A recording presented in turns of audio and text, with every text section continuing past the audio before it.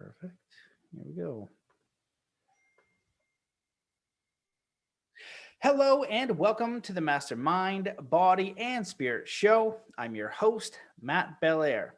As you know, we are currently overcoming extreme censorship. So if you want to support this show and get us off the blacklist and the shadow bans and all that kind of stuff, please share episodes far and wide. Go to mattbelair.com where you can find exclusive content. You can access it for free or by donation. And the best way to support this show is to do 3 kind acts wherever you are in the world today. Today's guest is a naturopathic doctor, certified professional midwife, certified nutrition specialist, and author of Master Your Stress, Reset Your Health. For more than 22 years, she has helped thousands of patients overcome health challenges and achieve wellness by using specific strategies that address the whole body and ultimately resolve the underlying causes of distress. Welcome to the show, Dr. Doni Wilson. Thank you so much for having me here. I'm excited. I'm excited to have you on the show because lots of people are stressed the mother F out, including me at times. And if you're watching this live and you're wondering what's going on with my eye, I've got a nice purple sweet shiner because I got dinged with a golf ball. So if anybody is curious about what's going on with that, I'll just address that right now. But thanks so much for coming on the show. Your book looks amazing. Your work looks awesome. And so why don't you just share a little bit more about yourself, because you have a big bio. I just read a little bit. So tell us about a little bit about your journey and why you came to writing this book after doing all this years of helping people one-on-one. Thank you for asking. Yes, I trained at Belair University in Seattle, Washington as a naturopathic doctor and a midwife way back when. I graduated in the year 2000. And really, I grew up on the West Coast of the United States, Oregon, Washington, California. And then after I finished in 2000, I did a residency for a year. And then I moved to the tri-state area of New York right after 9/11. So here was the thing is that when I was studying to be a midwife, I studied how stress affects women in labor. This was already something I was interested in from way back then. I wanted to see how is it that when we think of childbirth, it is something that we kind of automatically, most people have a little bit of fear around that. Like, what's going to happen? Is it going to be painful? Like, what is the baby going to be okay? Is the mom going to be okay? There's so many question marks. And so it was, to me, an area that I really wanted to study. And what I learned from women in labor is that in labor, we need an optimal amount of stress, really. We need an optimal amount of cortisol and adrenaline in order for labor to progress efficiently, for the baby to come out with the least complications. We actually need some cortisol and adrenaline. We don't want zero. But at the same time, if there's not enough support for the stress that women are going through, if there's too much cortisol and adrenaline, then labor comes to a stop. And so I thought that was so interesting, that it's about how do we achieve this optimal amount of cortisol and adrenaline for a normal body process like childbirth, right? And so then I moved to the tri-state area right after 9/11, a hugely stressful time in the New York area, let alone around the world. And I thought to myself, well, does the same principle apply to all humans, that actually we need an optimal amount of cortisol and adrenaline in order to get through stress in our most optimal state, right? So that the stress doesn't have to drain us and cause burnout. And so that's what I've been researching and practicing, through clinical practice and, all these years since 2001. And what I ended up, I'm such a person where I like to test. So I start testing. I'm measuring cortisol levels, I'm measuring adrenaline levels, and we can go into this more. But to me, it's like I want to really understand what's going on in the body, and then understand what are all the different tools from nature and from whether it's exercise and sleep and activities that we can choose that help us optimize that cortisol and adrenaline. And so this became really the protocol that I use to this day for all different health issues. So as you mentioned, I don't just help women who are pregnant or going through labor. I help women and men with fertility. I help with all kinds of hormone balancing, including, perimenopause or low testosterone, or you name it, any kind, low thyroid function, any kind of hormone imbalance.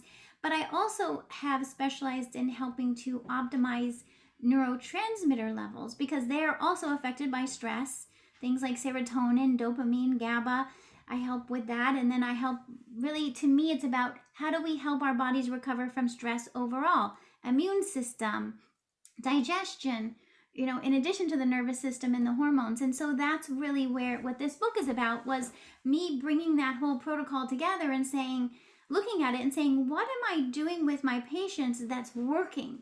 All men, women, children, all different ages, from 0 to 100 years old. What am I finding out that's helping people thrive, even though we're under a lot of stress? Of course, since 2001, there's still, even especially in the past couple of years, more and more stress. So how do we stay healthy while stressed? Well, your book is definitely timely for the stress aspect of society in the world. And I like how you started out with sharing that, there is a certain level of stress that's necessary. In our world, we live in a world that is stressful, right? In Buddhism, they say life is suffering. And I like Alan Watts' interpretation where he says life is more frustrating. And every day life is fairly frustrating. So when you accept that, you can figure out tools to then manage that, because it's not like, oh, yesterday wasn't frustrating and today, it's going to be different and all, roses all the time. There's frustration, but it's necessary for you to respond, for you to adapt. But how you handle that is up to you. And that's where your power comes from. And so, I've heard before that there's different types of stress. Like one of them is good. I think it's called Eustress or something. So maybe you can talk about that because you would know better than me. And I've also heard stress is like the number one cause of disease. So when you want someone to get healthy, it's like, well, you look at, are you stressed? And almost 100% of the time they'll say yes. And it'll be chronic stress. And I think that many people suffer from chronic stress, and they don't even know. They don't know what it's like to feel free and relaxed. And that's why retreats are so good. That's why I love going in the mountains and nature and snowboarding, because I know exactly what it's like to be calm and relaxed and peaceful and connected and all these beautiful things. And many people, they don't know that because they're not familiar with that feeling or understanding. So maybe you can speak to a few of those points. Oh, absolutely. So much goodness to cover there. I mean, and I love that you're mentioning about stress and just embracing our stress, because so much of the time we've been taught to either, first of all, think that we're not supposed to be stressed, right? Like if we feel stressed, we feel like there's something wrong with us, or we failed, or we're supposed to be able to withstand all stress without it affecting us. And I like to just, like you said, be more realistic and say, hey, life is going to have challenges that come up. It's not about, reacting and feeling so disappointed by that, but to realize, hey, this is part of being human. We're going to have some stress exposure. Some of it we can anticipate, some of it we're not going to anticipate, right? There's going to be some unknowns that occur. And how do we come from a place where we just know, not that we've given up either, right? Because some people be like, well, there's going to be stress, so I might as well just give up and, like, just deal with it. Like, there's another piece of it, right? There's this mindset of almost like just ignoring it because you feel like you can't do anything about it. So I'm encouraging you to not go there either, right? Don't ignore it, don't dismiss it, don't expect that it's not going to affect you. Instead, kind of embrace it. Or this is where this term master comes in. How do we master it so that we can bring in this level of self-acceptance, acceptance of life, and also be in the present moment with how can we support ourselves through it? What are the things that we can choose on a daily basis to support ourselves through the stress that we're exposed to? And that's really the distinction. So I'm so glad you're bringing that up from the very beginning, and to say, hey, okay, from now that we're in that mindset of, and there are some stresses that are stresses. Like, what that means is there are some stresses we're going to choose on purpose. We're going to choose to, for example, exercise.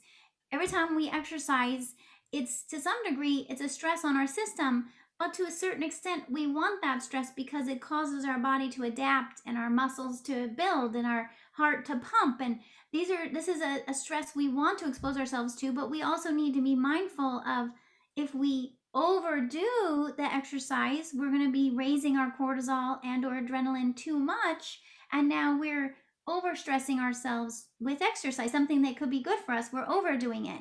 And so I think it's also learning this, what's just the right amount for you and your body at this point in time in your life, and what's too much, right? Like, and I think that's a hard concept for us humans to grasp, right? Like, we're so used to all or nothing, or black or white. Like, just give me an exact amount of time and exact instructions and I'll follow it.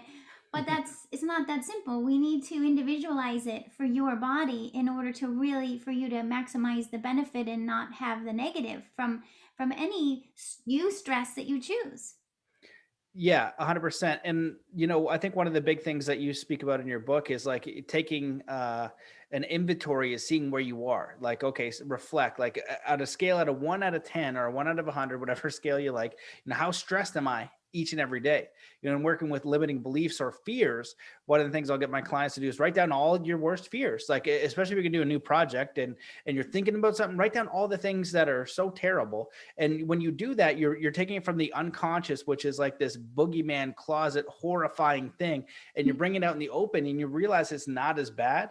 And even if it is the worst possible scenario, you're like, well, that's kind of unlikely. And even if it does happen, I can overcome that. So it's addressing it, it's seeing where it is, and that way you can create a plan or a tactic to overcome it. And so you speak about this in your book, and you talk about how to determine what's stressing you out. So how do you first assess where people are, like, can understand where the stress is coming from, how much of it's they have, how much of it is healthy, and then help with the tools to live a more peaceful life? Because the opposite of stress is relaxation.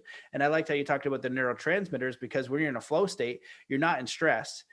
Even in combat, which a fight, if you're in there, you're not supposed to, although it is stressful because they're trying to kick you in the head or whatever they're trying to do, your job is to relax. And that way you function at the highest possible level of your capabilities and abilities. And so we can learn how to master that. And when you do that in your daily life, and that's your operating system, you're going to be able to receive a lot more energy, a lot more input, and a lot more information to come up with new solutions. But if you're in stress, you're basically in fight or flight, and you're not going to be open to adaptation, new ideas, solutions, and you're kind of feel trapped. Yeah, there is. It's like, how do we, just this concept that we can actually choose things, ways of eating, getting enough sleep, hydration, different activities during the day, practice, so that we can really practice getting to that flow state that you're mentioning. I talk about Wu Wei in the book, where it's like, how do we really put words to that experience, whether it's, say, in jujitsu, which I mentioned in the book, or any activity, whether it's even you're working on a project, writing a book, for example, anything that we want to do in our lives. We want to get to that point where we have this energy, creativity, our mind is a mental clarity, right? And at the same time, being able to then create and do what we feel is our purpose, what we feel inspired to do. And it's that the getting to that flow state that we really could choose, even if we're parenting, right? We're with our children, right? How do we be most creative and energetic and present for them, versus when we get into a state of chaos and overwhelm with anything we're doing, then it's like we just feel all out of sync, and it's not going to feel as good. And so it's how do we really optimize that? And so what I would do is a couple things, because, by the way, I have a history of migraines. So a lot of what drove my interest in researching this and figuring this out was I was trying to solve my migraines. I was getting severe migraines a couple times a month, and I was, medications didn't help. I'm very sensitive to medications. It wasn't a solution for me anyway. I wasn't like, oh, I'm just going to take this medication for the rest of my life. I was like, no, I want to figure out what my body's trying to tell me with these migraines. That's how I really look at it. Any symptom that we have, whether it's fatigue or a pain anywhere in your body, or hormone imbalance, or whatever you're experiencing, even autoimmunity, it's a signal from the body that something's out of balance, that the stress is outweighing the anti-stress. And how do we figure out why that imbalance exists? What is the stress that's outweighing the anti-stress? Is it just a matter of adding more anti-stress? Is it a matter of helping the body recover from the stress? And so this is what really drove me to do a lot of testing, so I'm measuring cortisol levels on thousands of people over a couple decades.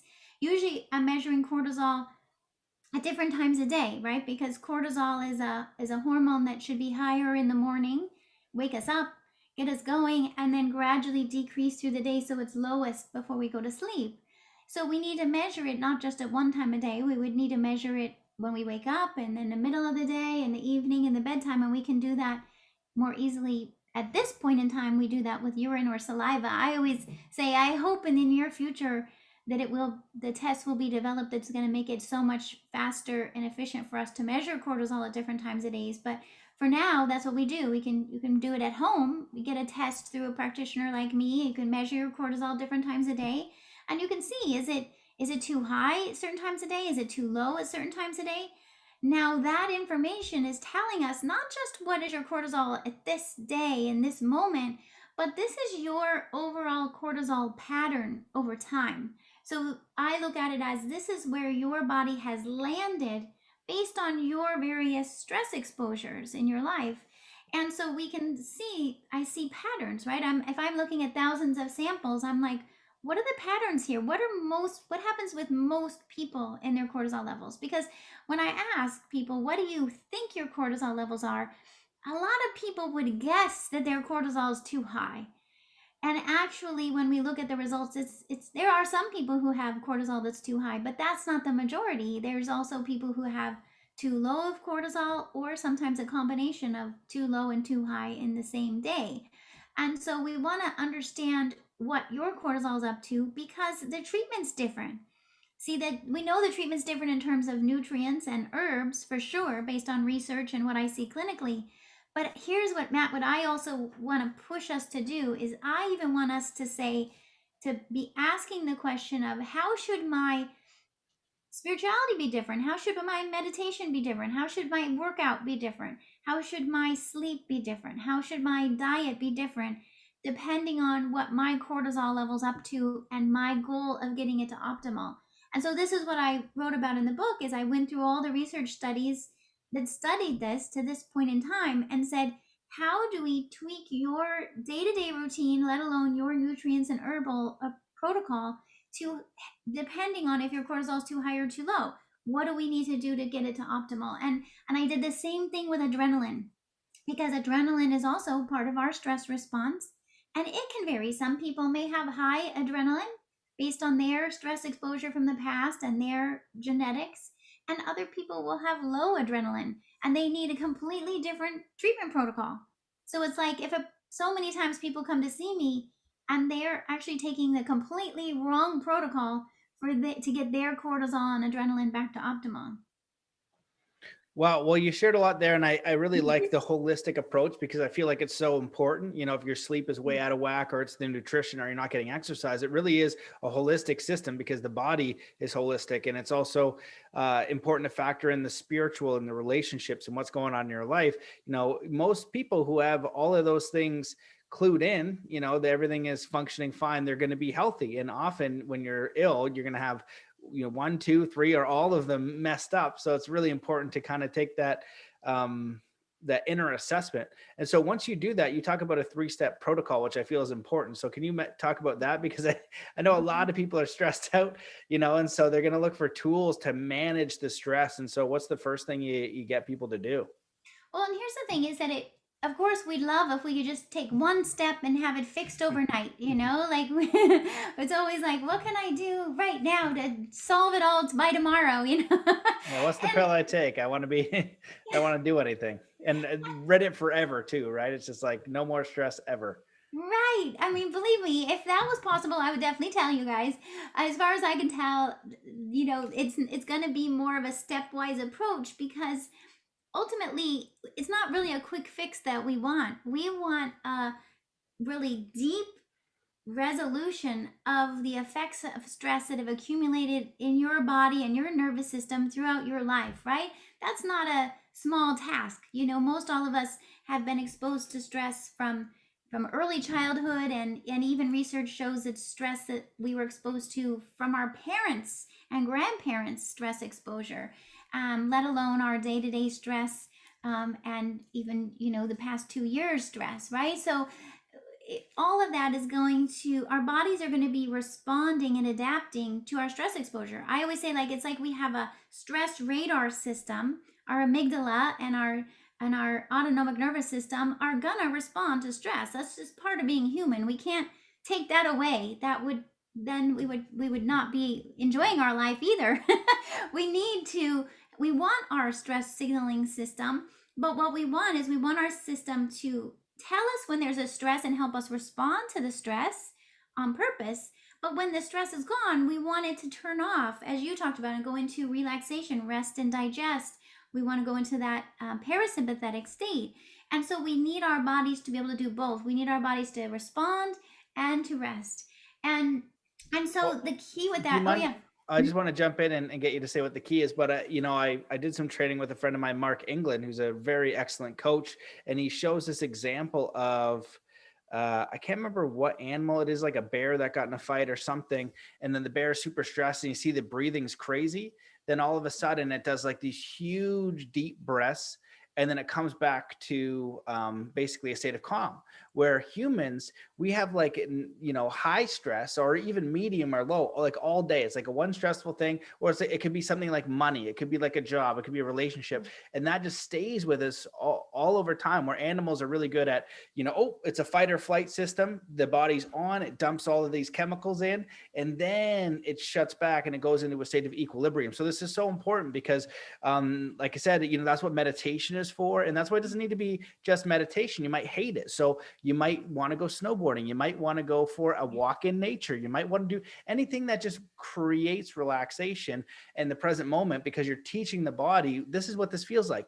So when you come out, you're like, oh, I feel good from this. Oh, that's interesting. So when you're stressed, you know the difference. You're just not walking in and throughout the day and just this high stress the whole time. So keep going. Please tell us the Exactly. key.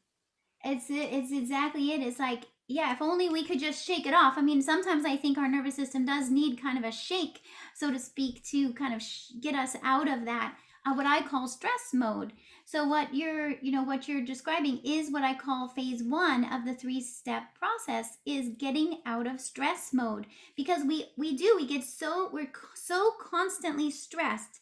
It's like if there was a light switch and the light switch is just stuck in the on position. Even if we're doing something chill, like people will say to me, well, I have this, my life is not stressful anymore. My relationship's great. My job is not stressful. Yes, it was stressful in the past, but now I'm chill. Everything's good. I don't understand why I'm still feeling stressed. Well, it's because this stress signal got the light switch stuck in the stress mode. And so literally your nervous system is prepared for you to be constantly stressed, even if your life already has shifted. And so the first phase of this is all about, we need to help turn off that light switch. We need to at least turn the dimmer switch so we can get your body responding to stress appropriately again. Instead of just constantly anticipating and preparing you for stress, we need your body to be able to do like the bear and be like, I can respond to stress and I can chill out and I can go back and forth. And that's when, by the way, when we measure heart rate variability, that's what we're looking at is, when heart rate variability increases, when our body and our nervous system is better able to go in and out of a stress mode. And so that's the first phase, is how do we create calm? And I even include in this phase supporting the calming neurotransmitters such as GABA and serotonin, because when we're under constant stress, our GABA and serotonin levels often become depleted. And it's so essential to me to first get those serotonin and GABA levels back up to optimal, because, and this is the thing, is we're so wanting to feel better. I can't tell you how many patients are like, let me skip phase 1 and just go to phase 2. Let me just get if you, for example, have had low cortisol, low adrenaline, and you're feeling tired and brain fog, and you're just like, I can't do this another day. Can't I just skip to phase 2 and start raising my cortisol and adrenaline levels? And I'm like, well, you can, but you're likely going to feel worse, because if you're already in a state of stress and you're now trying to just give your adrenals more of a push, right? Like you could just go buy a adrenal supportive supplement or a glandular supplement or something, and you're like, let me just start taking some adrenal support. Well, if you don't have enough calming and you don't have this rebalancing of your sympathetic state, it could actually make you feel worse. So I don't know if that happened to me, by the way, when I first figured out that I had completely burned out cortisol and adrenaline levels. And I had learned in naturopathic medical school, here's what you take, here's the herbs and nutrients you take. I felt worse. I was getting heart palpitations, I'm getting anxiety. I'm like, how come I'm taking adrenal support and I feel worse? So I had to figure it out. And I figured out, oh, it's because my serotonin and GABA levels are completely depleted. I need to address that first. So this is what I teach you in the book is get the calming part of your system built back up again and get out of stress mode first. Then we can be much more effective at addressing cortisol and adrenaline levels that might be too low or dopamine that's too low. Then we can get your energy back on track again. And we can also be addressing any other imbalances in phase 2. We're going to be addressing imbalanced gut bacteria, for example, leaky gut, imbalanced hormone levels, imbalanced, other neurotransmitters. It's like anything that got disrupted by stress, we're going to work in phase 2 on getting it back in balance again. And then phase 3 is all about how do we maintain it. Now that we've created this new balanced state of stress response and stress recovery and new balanced levels of all these biochemicals in the body, how do we maintain that over time? Because I'm not interested in you just solving it for the moment and then next month you're under stress again and you're right back burned out again. Then you're like, oh geez, now I got to recover again. No, our goal is I want to help you get to optimal and maintain that over time. And from there, be able to choose what stresses you're exposing yourself to. But now you've learned, what do I need to do? Which nutrients, herbs, and daily activities do I choose to keep my levels optimal? And that to me is, really where we all want to be aiming for is that phase 3 resiliency to stress. I love all that and completely agree with that tactic. It's important because you're training the body in a new way of being, right? So it's like, oh, here's this pill, for example, and it might do something for a second, but then you're going to go back to your old way of being. You have to change your thoughts, your modes of being, your perspectives, your beliefs in a way. And so when you have this new way of being, then it's going to become a permanent solution to, whether it's like you want to call it your vibration or your mood or the Hawkins scale of consciousness, where I'll talk about, these levels of being. And so you really need to change the way you are. And so that's a really great way to kind of frame that process, because again, most people, like wherever you are, it's like that's comfortable. Let's say it's a 0 to 100 and Definitely. 100 is enlightened and peaceful. And we're all kind of at our scale. And so sometimes it takes a little bit of work and effort to boost that scale. Right. And once you do that, then you get familiar and you train your body with that new familiar feeling. It's the same in martial arts. Like when you're doing the Eustress and you're training, it's hard at first, but then you learn. I was like, oh, okay, this isn't so hard. Like, you wrestle for the first time. You're like, I feel like I'm going to die. This is so hard. But then your body adapts to it. In the same way to feel peaceful, you can train yourself to be in these peaceful states. And one of the things that I teach a lot of my clients is, I get them to share, like, what's the mood or feeling that happens most for you, whether it's anxiety or fear or worry or whatever. Get them to put like a watch on or a bracelet and just get them to notice now. So it's like, okay, well, whenever you feel that, we're going to write down, whenever I feel stressed, I'm going to notice it, and I'm going to take that bracelet and I'm going to put it to the other side. And what this does is it allows them to be more aware of how they're feeling and how many times this habitual thought or feeling or mood arises. So then you can then take control back. And the simplest way that I share is just 3 deep breaths. Be aware of it, take 3 deep breaths and maybe set an intention, right? But now you're training yourself. It's like, oh, I don't have to stay here. Like some people believe they'll wake up and something negative what might happen, miserable all day. It ruins their entire day. Like they don't have the capacity or skills to shift their mood from one tiny thing. Where if you get to a mastery level, it goes inverted, where it's like, it's almost really hard to rattle you. Right. And you see Mhm. this in professional sports a lot when people are at the highest level, that it's very hard to rattle them because that kind of mentality is required for excellence. And so maybe you can kind of speak on what you've learned for mood optimization, flow state, and excellence. So, how do we get to that level of like just that mastery? I love that. I love that. And it's, to me, I think about it as coming back to meditation, where with a meditation, it's not because a lot of people think it's that we're going to stop thinking, like I'm supposed to stop all my thoughts.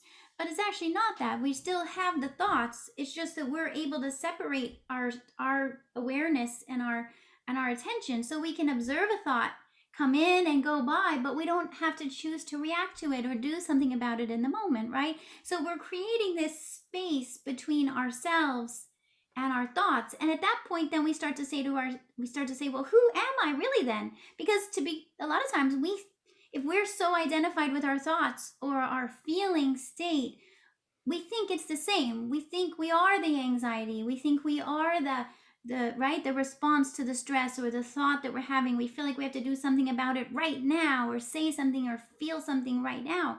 But in that meditative practice and mindfulness, we create that space where we start to realize, like, I'm the one who's existing in this place, in this time, in this human body, and I get to choose whether I want to do something about that thought right now or not, or that feeling, right? And so it's creating that space in our existence. And I think that's somewhat of what you're referring to, that athletes practice all the time and get really good at that, right? Get really good at, hey, if something happens, I have enough space and time to decide whether I'm going to react and how am I going to react and what am I going to do. And it is practice, but it's something that we can all practice, whether through use of meditation, because you mentioned earlier, some people, meditation is not their thing. For me, I always think of it as like meditation can come in so many ways. It could be when we're taking a walk with the dog, like that, as long as you're in that moment with the dog and out in nature, and you're observing your surroundings, and you're observing how you feel in your body even at those moments, that in some ways is a moving meditation or mindfulness exercise, that you are practicing doing something that you might usually already be doing, walking the dog or even doing the dishes or doing the laundry, right? It's like these activities that can actually become mindfulness practices, that things that we're doing every day. And I think it's through that we know from research that that's what trains our nervous system, this neuroplasticity. We can actually retrain our nervous system and our response to our environment by using these tools. And it doesn't have to take that long either, right? I mean, it can be a few minutes a day, and then you start to just look for what works for you. In the book, I have a whole chapter. I think of it like a menu of different possible activities you could choose. Everything from being in silence. You talk about like going out in nature. I also grew up skiing in the Pacific Northwest, so I'm with you. Like when you're out in the outdoors, and then you get to be there with the trees and the animals, and you're just like we know that our nervous systems respond to the colors, the shapes, the sounds of nature wherever you are. Even if you're not skiing on a mountain, you could be just in your backyard or in a park in the city. But even if you're inside, if you look at, this is why a lot of times you see behind me, I'm always choosing things that are colors and shapes from nature, because I know that our nervous system has an anti-stress response to the colors and shapes from nature. Even if we're looking at them inside or on a computer screen, it's still calming to our nervous system. And so I figure we might as well choose to expose ourselves to that, right? We might as well choose that on purpose. Just like you mentioned taking a couple deep breaths. We might as well choose to take a couple deep breaths, because in doing so, we're signaling to the vagus nerve to turn on the parasympathetic or calming anti-stress nervous system just by taking a couple deep breaths. I mean, we have the power right here with us to choose these things to help our bodies recover from stress. It's just that so much of the time we get caught up in our lives and we lose track of how to choose that and for ourselves. Yeah, absolutely. And the big factor I want to narrow in on is that little space in the stimulus. Like when you don't have this mastery, it's like the environment will produce something. So traffic, somebody cuts you off. So then it's like you almost have to yell at the person or just respond in whatever comes up first, right? It's like, well, he cut me off, so I just did this. It's like you have no control over your state of being or your response, right? So then after a bit, you might feel anger, but choose a different response. And then over time, you'll actually be neutral. That's when you really get into a very powerful state of being where you're neutral with what's happening and you're not labeling good or bad, because Yeah. it's all these preferences, right? It's like this Zen farmer story where, at first I don't know, the horse runs away and his neighbor says, "Oh, that's so bad. What bad luck, the horse ran away." Then the farmer says, "Maybe." Then the next day, the horse comes back with a bunch more horses. And then the farmer goes, "Oh," the neighbor says, such good luck. And he goes, "Well, maybe." And then his son breaks his arm, breaking in the horse. The neighbor comes over and said, "Oh, what bad luck." And he says, "Maybe." And then they come to conscript his son and he can't go because he's broken his leg. And then the neighbor says, "Oh, well, good luck." He says, "Maybe." And so it's like this mastery of, it's not good or bad. And also our preferences is just to manage our preferences. We prefer to get to the location without any traffic, with any hiccups, but life is life. There's probably going to be stuff. And so when you manage when the external stimulus happens and your response to it, that's where your power lies, and it changes your way of being, and it puts you back in the driver's seat, because the opposite of that is you're a victim to all of this stuff that's happening to you, right? And so you're in this very disempowered way of being, and that's definitely not the way to go. And I kind of want to bring up this. I've shared this story on the show before, but I think it'd be interesting for you in your research. I've only heard of this once. I was at Burning Man and I went to a wedding that was there, and the best man spoke, and it was this guy's brother. And he said, my brother has always amazed me. I love my brother. But he did something a few years ago that really shocked and impressed me, where he said he was stressed out about work. And he goes, "You know what? I'm never going to stress out ever again."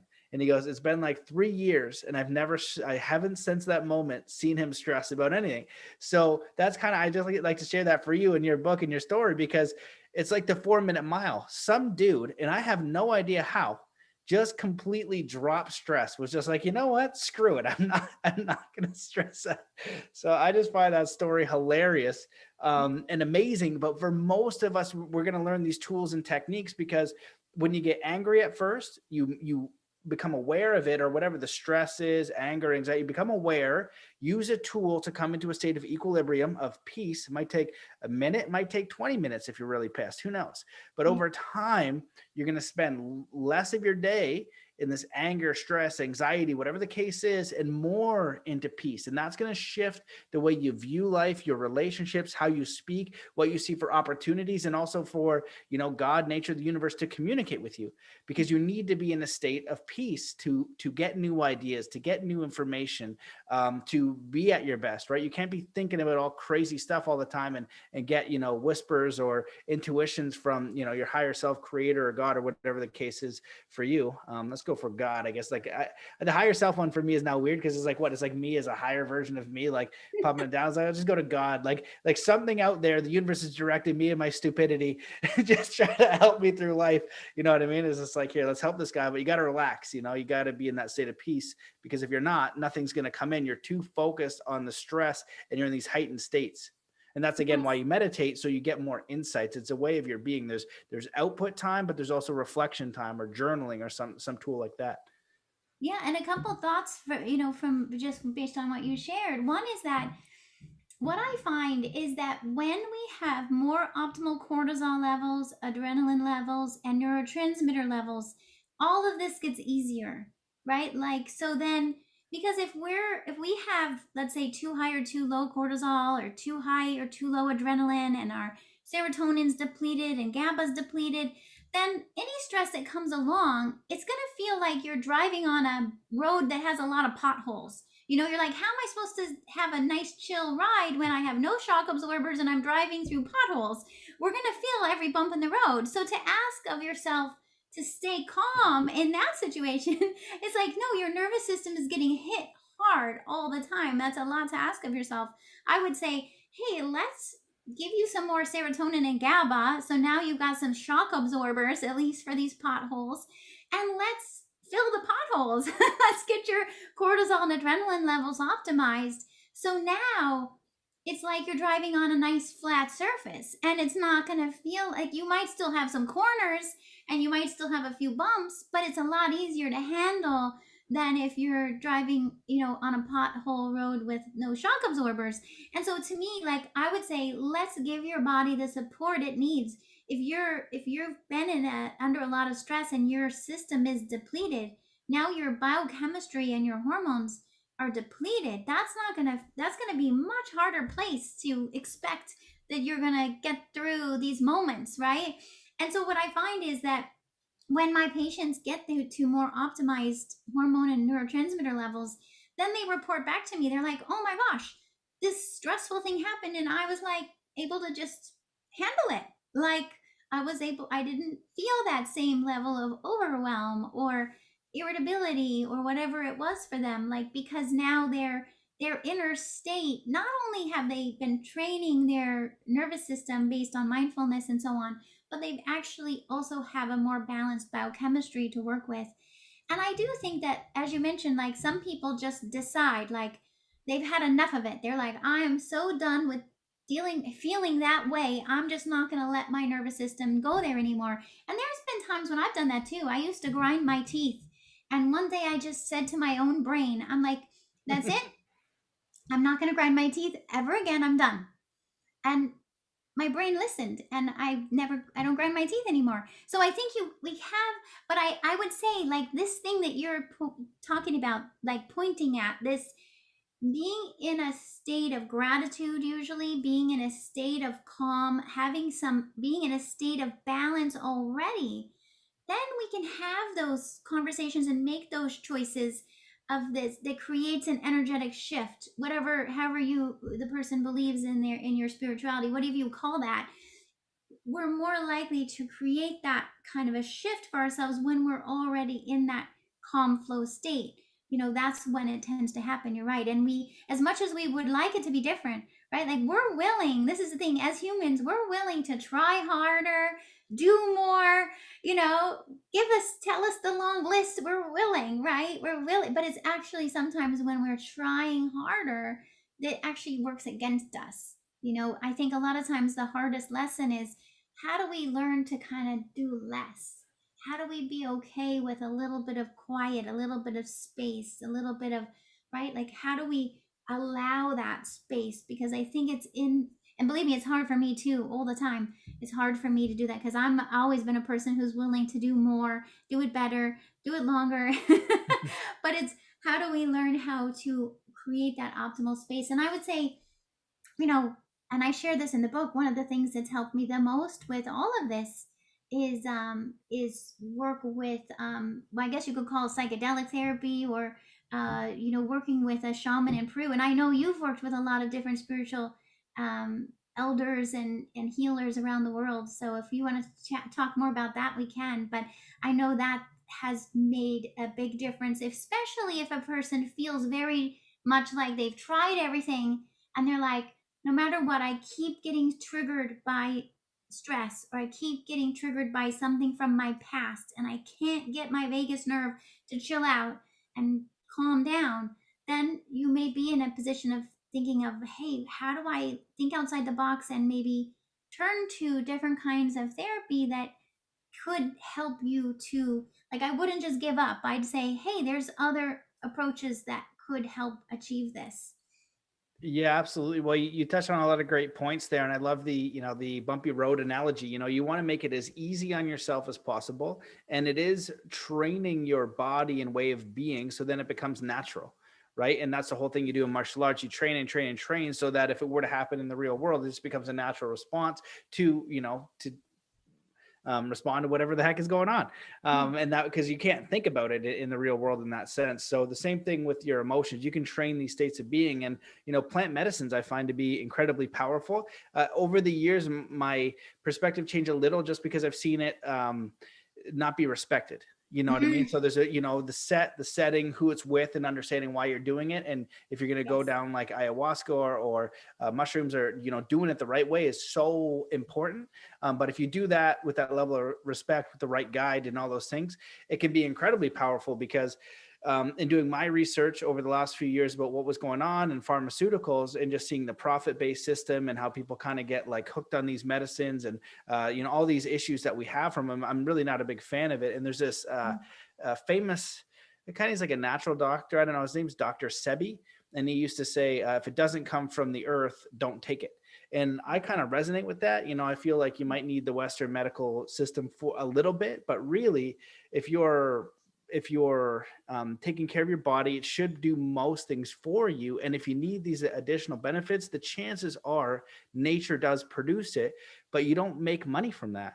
And so now this knowledge is really now hidden and it's not as common, but it is available. So if you want to go down that route, I think that a lot of people have had really great success doing it the right way with the right guide, with the right intent, because you know, I you agree. can't reproduce a psychedelic experience, you know, in any other form. It can be earth shattering, and it can be this complete reset, a whole new way. Like Yes. in neurolinguistic programming, they talk about your mental view of the world, your world map. And Yep. this is the way the world is. This is your beliefs. This is how you know, orient yourself to society and understand things. And what psychedelics have a tendency to do is just shatter that. Yes. So then once it's shattered, you almost have this blank slate where you can reintroduce and just question even these basic assumptions. It can be very, very, very powerful and give you an insight into something so simple, because a lot of the stuff is so simple. You know, it's like you're stressed out. Well, and then it'll just show you, well, it might do an overview of your life. It's like, well, you watch TV, you eat shit food, you got terrible relationships, and then they'll just show you like a month of your life of just being a total butthole. And you're like, and I'm always reminded sometimes of my friend. He he didn't like mushrooms for a bit because he was in college and took a whole bunch. And he's like, well, basically they just showed me what an asshole I was. I know, that's the thing. Sometimes it is. It's just it's showing us what we're existing, as you said earlier. We exist in the familiar, and it becomes so familiar. Yeah, sometimes it helps to just be able to look at ourselves from a bird's eye view from the outside and be like, who am I really, and what am I choosing, and how might I want to choose differently when I really understand who I am. I mean, because I see this a lot where I think we literally lose track, or maybe we never even knew who we really are. Like, I think we so much grow up in our society, in our childhood education, in our parenting views, in our societies, that kind of make us believe that we're who we should be.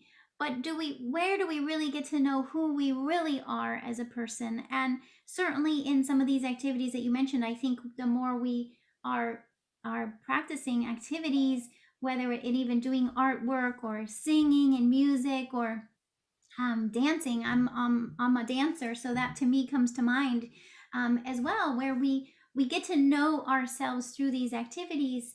But I think if it's sometimes these plant medicines, I like how you emphasize that, by the way, Matt, because I believe the same thing. It's when you get down to it, here we are humans in nature, and nature provides so much important information and resources for us, even just showing us night and day, light and darkness. Those are huge signals to the human body and brain. If we don't have the right signals of when is it light outside and when is it dark outside, our hormones are going to get all scrambled. It's so even light and darkness is important, let alone different sounds and colors and shapes and substances. Like even our food is from nature, right? These are Should be anyway. this is our food from nature, our nutrients from nature, herbs, and I'm trained as a naturopathic doctor, so my medicine is all diet, nutrients, herbs, homeopathic remedies, and other substances from nature.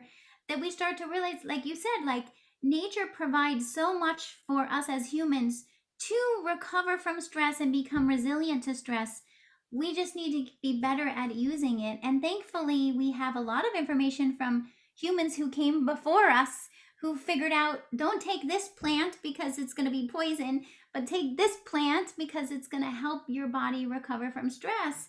And if we're going to do that, we need to work with experts in whatever that substance is. I see myself as an expert in using nutrients and herbs, for example, for helping people recover from stress, optimize neurotransmitters and hormones, for example. And say a shaman's going to be an expert in the use of ayahuasca, for example, how to use it respectfully in ceremony to get this optimal response from it. But it's to know that those are, possibilities, not so much in the United States at this moment in time, or in Canada. You have to go somewhere where it's more available to have that expert guiding you. But if you're really in a place where you're like, what else can I do? Then, I definitely would say it's worth, yeah, finding the right guide to consider those other options. Yeah, 100%. And even mushrooms, like, Yeah. with a good guide, and you just want someone who's done that before. Like, you don't want to do it by yourself. But well, you could, that, yeah, I was going to say though, the first time I wanted to try acid because, and I don't recommend doing this. I'm just saying I tried it because I just heard it scared me. I was like, oh, it seems scary. So I put it in its own category because it's not natural. Yeah. Mushrooms are natural, but acid scared me, or LSD. So I just want to try it. And I did that by myself. And it was a very pleasant experience. And I saw a UFO and I filmed it. So it did exist. It's on my YouTube channel. So don't bug me Whoa. about it. But it was very interesting. But, I just share that because those experiences were helpful for me, but I took responsibility for myself, and I had done some of the work with mushrooms and meditation. And so the thing that I learned from mushrooms, and I don't do them all the time, but when I did, I took the lessons and I integrated it, right? I Yeah. was practicing meditation. I was doing self-reflection. I was sitting in meditation for hours. And I was like, and then I would pray and do these other things. Is this the right thing for me to do? This isn't for me to do it as a party. You know what I mean? I wanted to know what it did. Because people will share these different techniques and tools and say, oh, this is a life-changing tool. And what I've found is that oftentimes, if you've never done mushrooms, you've never done a cold bath, and these are kind of different categories. Yeah. You never done meditation, but if you do one of them, they're all kind of doing the same thing, where they're bringing you to this other side of self-exploration, where the person has not integrated any of that into their life. So it can be that open door, right? And so if you have somebody who's done that enough and done enough work, mushrooms is a little bit of a softer introduction, where ayahuasca is a lot more intense, and you 100% need someone who exactly knows what they're doing, with the right group of people, because it's very intense. But I've seen a lot of great come from it, and I have heard of some challenges where people didn't do it in the right way, right? Yeah. And that's where it's not, it's Like like, it's with not a anything. toy. You don't play with a bow and arrow. You don't play with a gun. You do not play with plant medicines, because you will get kicked in the ass in a righteous way that you don't want. So Yeah, and yeah. I would say that's like this, as I said earlier with exercise. Like if we can overdo anything that in a certain dose is good, but overdoing it can work against us. Even when we over exercise, we can increase our cortisol too high.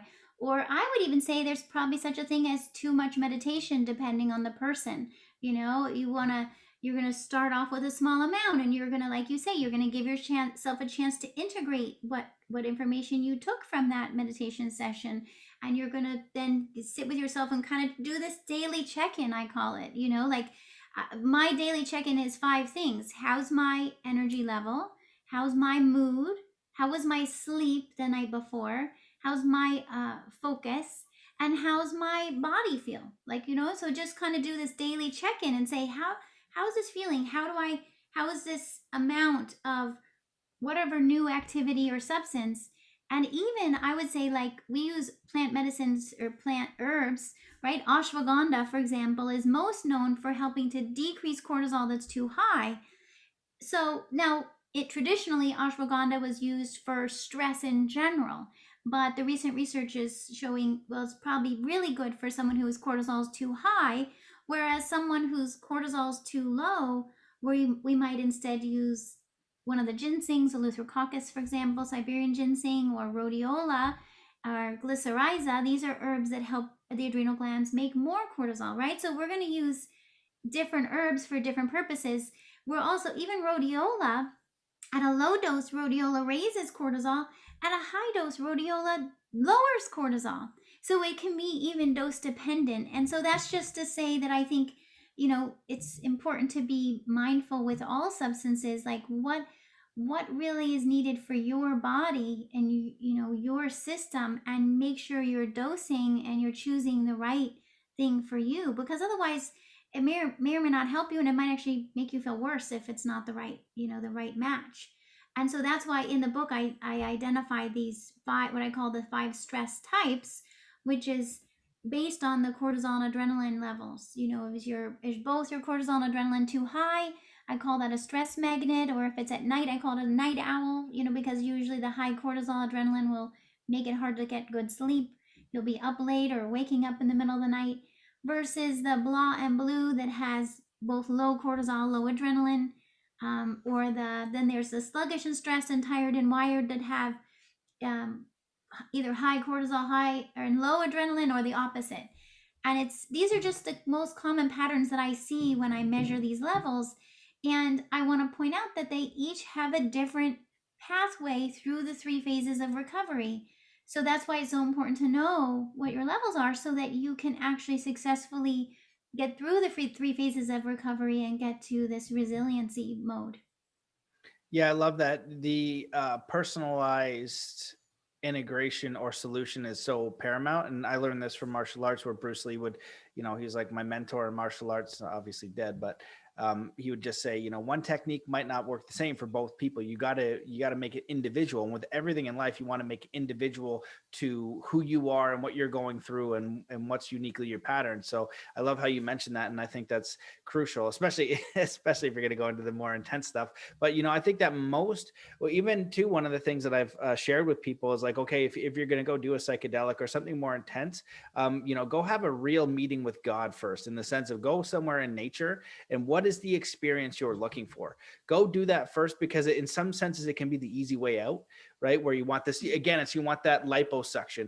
Now it does do that mentally, spiritually, emotionally, because it's such a powerful experience and there is a ton of value to that. But did you go to the creator first?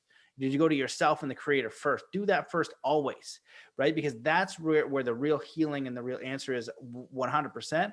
And then that you'll be guided to the tools and resources that are here, right? Necessary. So it might be something you have no idea, right? It could just, you might get this, who knows what the heck will happen. Go there first always. Mm-hmm. Go to God and creator in an earnest way, in an earnest prayer. And I feel like a lot of people don't do that. And that was kind of some of the stuff I was a little disheartened by in the spiritual community and the new age community over time, of knowing people over 3, 5, 7 years, and getting in and doing a psychedelic and then becoming enlightened, and then all of a sudden crashing and burning because they it was still like a bit of a spiritual ego ride.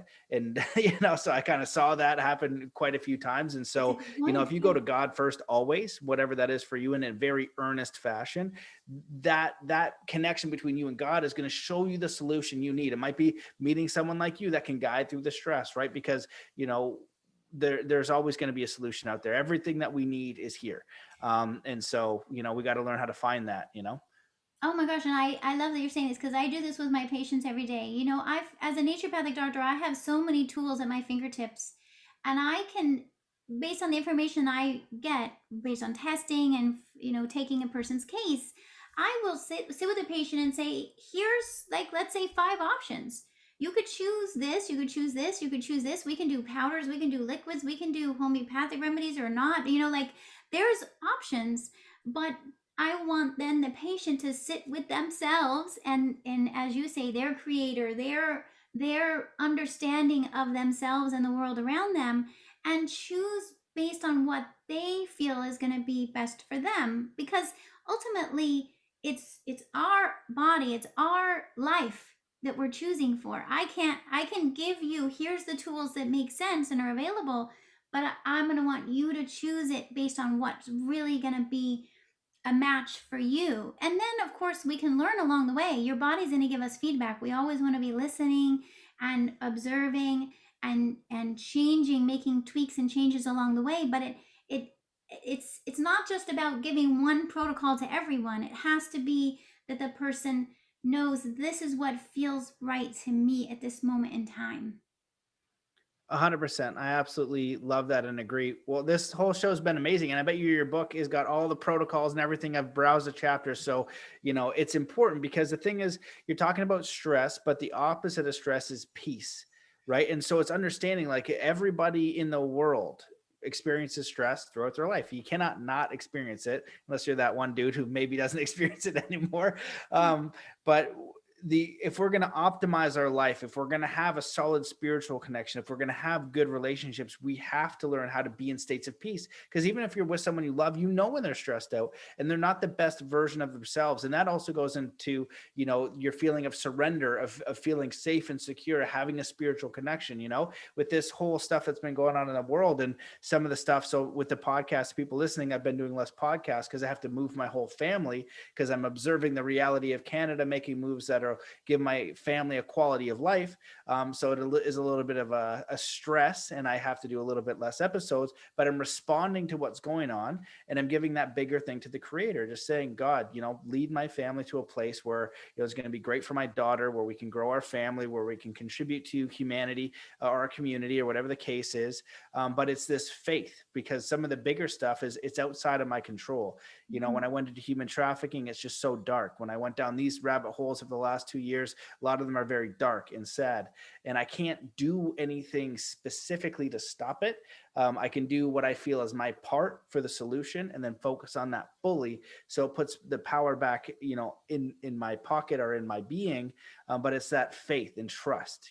This is happening for a reason. The bigger stuff is up to the creator, and each individual has to make their choice, their decision.